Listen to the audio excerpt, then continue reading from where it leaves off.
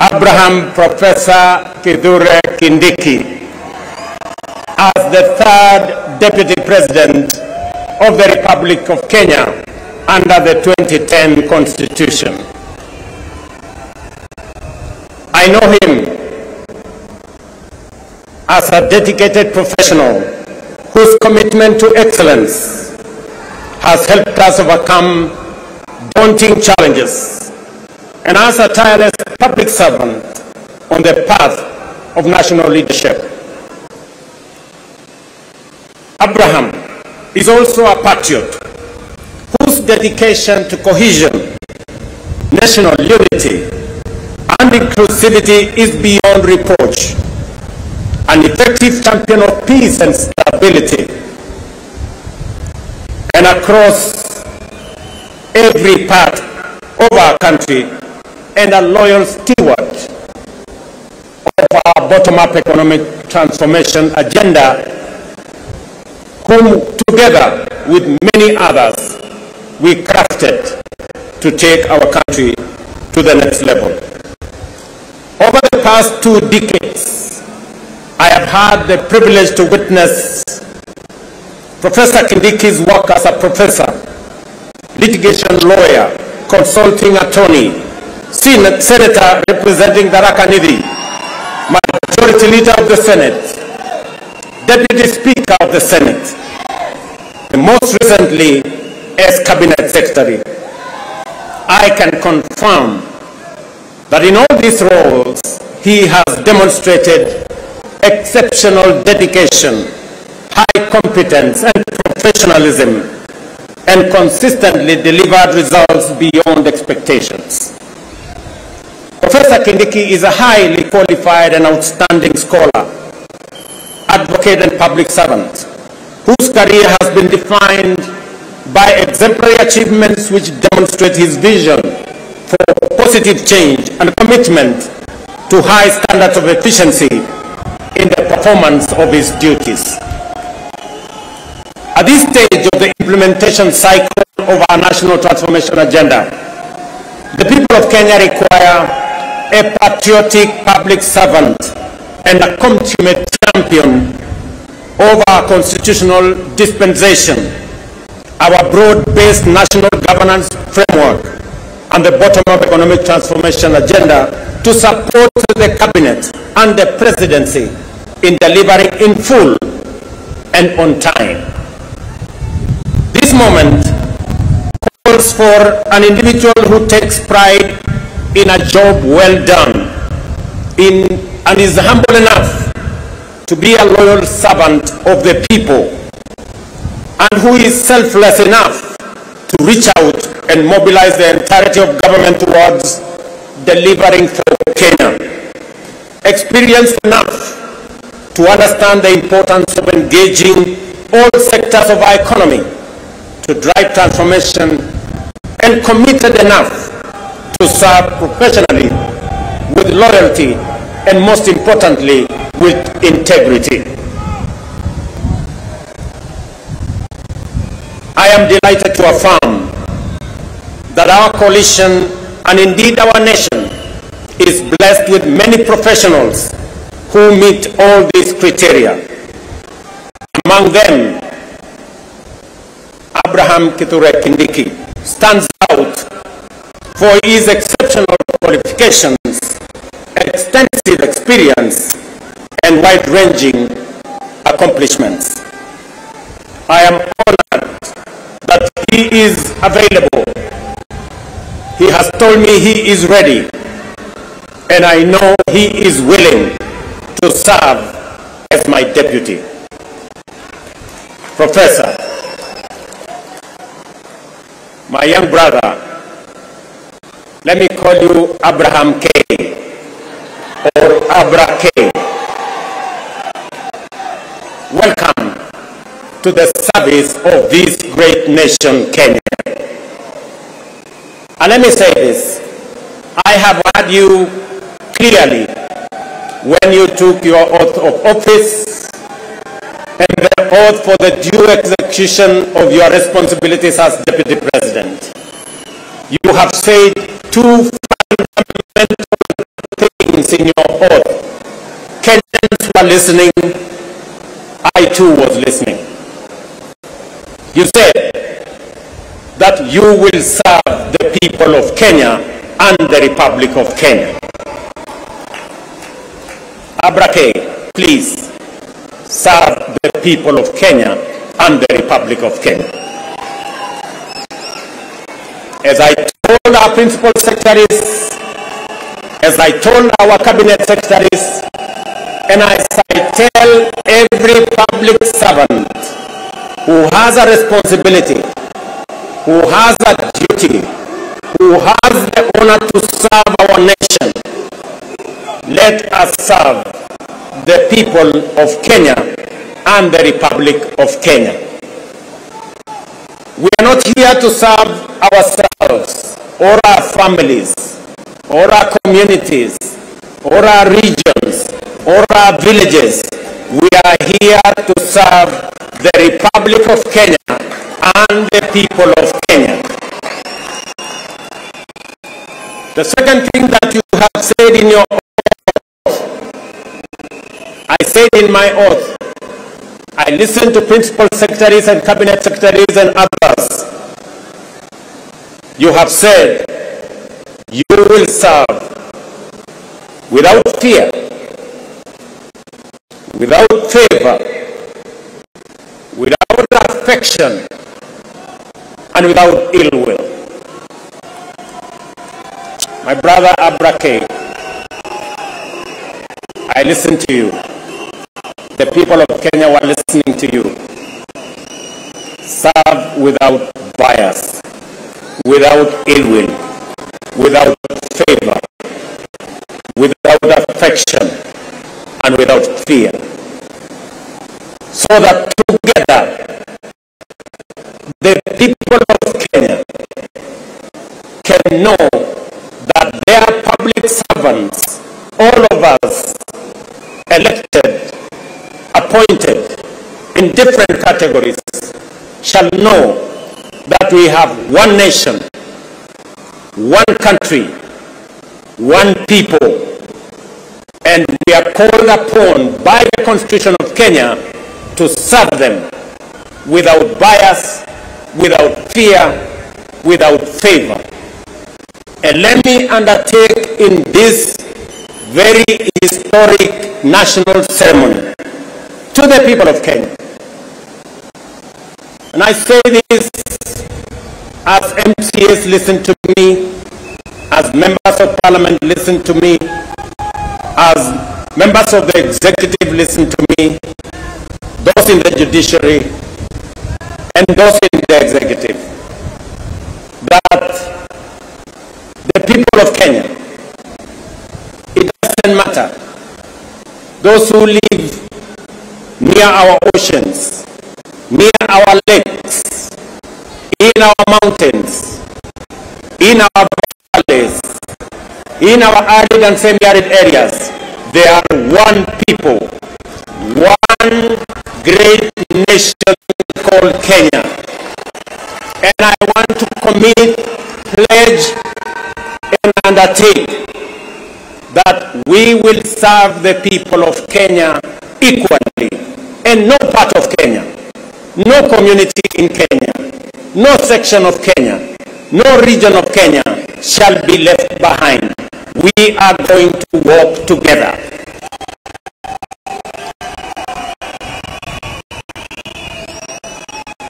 I say this to our representatives. Every MCA knows that they were never voted by all the people in their ward. Every member of parliament knows the same, that they were never voted by all the people in their constituency. And so does my friends governors. They know that not everybody in their county voted for them. But they also know that they must serve all the people, whether they voted for them or did not vote for them. Professor, you and me have the honor to serve the people of Kenya.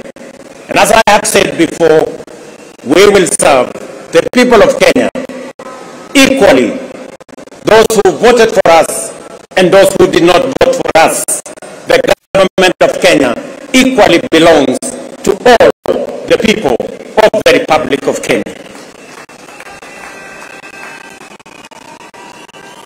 Let me also say the following, because this is a very important occasion. To underwrite that our judiciary works, that our legislature works, and we will make sure that our executive works and serves the people of Kenya. I know that we've gone through a journey, but in this journey, we have affirmed to both ourselves as the people of Kenya, to our friends, and to the international community, we have affirmed that Kenya is a constitutional democracy founded on the firm foundation of the rule of law. We believe in freedom, and we believe in making sure that no Kenyan and none of us is left behind. Today we stand here as a people, united, peaceful, because we are a democracy, we believe in our constitution, we believe in the rule of law, and we are a free people, and we make choices. Let me also say this. To all of us who are public servants, it doesn't matter at what level. To all of us, we are reminded on this very historic day that we serve at the pleasure of the people of Kenya, and we serve under the provisions of the law and the Constitution of the Republic of Kenya. And that none of us, irrespective of the office we hold,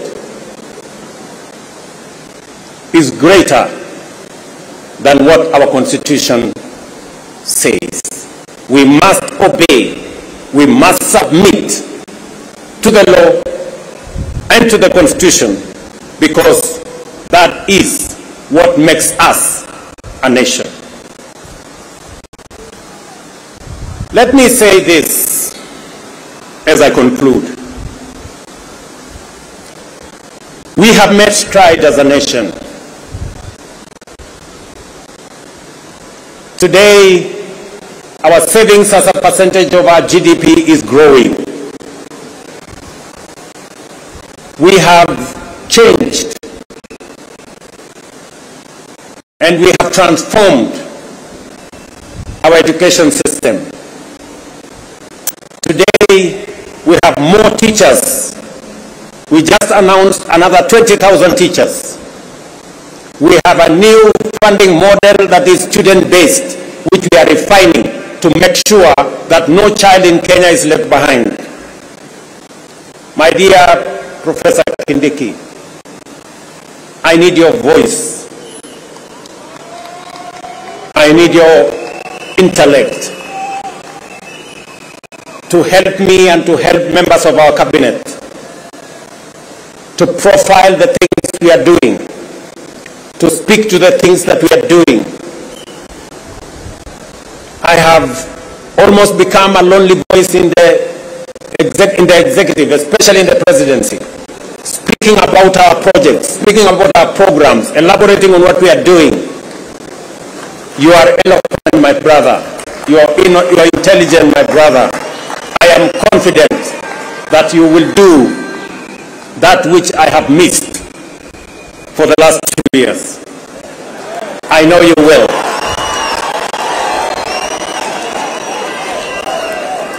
We have a huge program on university funding and higher education funding. We have a huge program that today our farmers across Kenya have access to fertilizer. We have a huge program on expanding our irrigation. We have a big program on what we are doing. We need your voice, and we need the voice of those of us in the executive to provide leadership and to see to it that indeed we achieve what we wrote into our Constitution. Today, as we wrote in our Constitution, Kenya Power has turned around and today is a profitable company. So is KenGen, because of the stewardship that we have put in place. My brother, our manifesto is elaborate. Our manifesto is transformative. We are implementing it page by page, paragraph by paragraph, chapter by chapter, because we have to transform this great nation, and failure is not an option. We must. We have a big program on rural electrification to connect close to 300,000 homes across Kenya. I need your support to the Ministry of Energy, who are doing a wonderful job in that exercise. We have a big program on markets across Kenya. We have a big program on housing across Kenya. Today, we have 160,000 people working in a housing program. By December, actually next month, we will begin to hand over the first 1,000 houses under our program. Under the program that will make ordinary people, Mama Mboga and Boda Boda, pay 3,000 shillings every year and access housing in the Republic of Kenya. My brother, let me tell you, our universal health coverage is underway, with a bit of challenge initially, but now we are moving. And I want to tell the people of Kenya, we are going to transform this nation. And we have the team. And Professor, welcome to the team that is going to transform Kenya into a great nation that is going to make every Kenyan proud. Let me conclude by saying we have what it takes to transform the Republic of Kenya. And I am committed to making sure that whatever it takes, whatever decisions that have to be made, we will make them so that our nation can truly be transformed. As I talk to you, 10,000 young people are now engaged in climate works in Nairobi. We intend to take that in the next few months into 40 and 50,000 young people. And I commit to the people of the great city of Nairobi that we are going to clean the Nairobi River and we are going to transform it into a better, different causeway as we transform the city in the sun, the headquarters of the environment in the world, where we have UNEP in Nairobi. We're also going to roll out a program that will make sure that we tap into the private sector and make sure that we can work through public and private partnership to make sure that we roll out some of the urgent, important programs that are important for the transformation of our nation. Let me conclude by asking all of us, members of the legislature, members of the judiciary, especially our investigative institutions, to make sure that we ensure that public resources are used efficiently, effectively. I call upon the Office of the Director of Public Prosecution, the offices of the DCI and the officers of the IG to work with the judiciary so that the corrupt can be firmly, decisively dealt with in the Republic of Kenya, and the citizens of the Republic can get their due in the expenditure of public resources. I know that of recent we have seen incidences of our girls, our mothers, our women who have been murdered in cold blood. And let me say this, that the DCI and all the investigative authorities in the Republic of Kenya must stand up to these criminals, and we must deal decisively and firmly. And I want to ask us as a society to be careful with strangers, to be careful with people who lure our girls, our women into situations that compromise their security. But we must be on the lookout, all of us as a nation. This is yet another moment. This is yet another beginning. And I am confident that we are going to take Kenya to the next level. Professor Kindiki, as you and all know, there is much to be done to fulfill our commitments and set our nation on the path to prosperity. I expect you to embark on your duties with dispatch and zeal. I wish you success as you begin your service in the high office you have assumed today. May God bless you. May God bless your family. And may God bless our great republic, the nation of Kenya. Asanteni sana, Mungu awabariki, na tutasonga mbele pamoja. Asanteni. Naomba sote sasa tusimame wima kama ishara ya uzalendo wetu. Tumalizie kwa wimbo wa taifa. Wimbo wa taifa.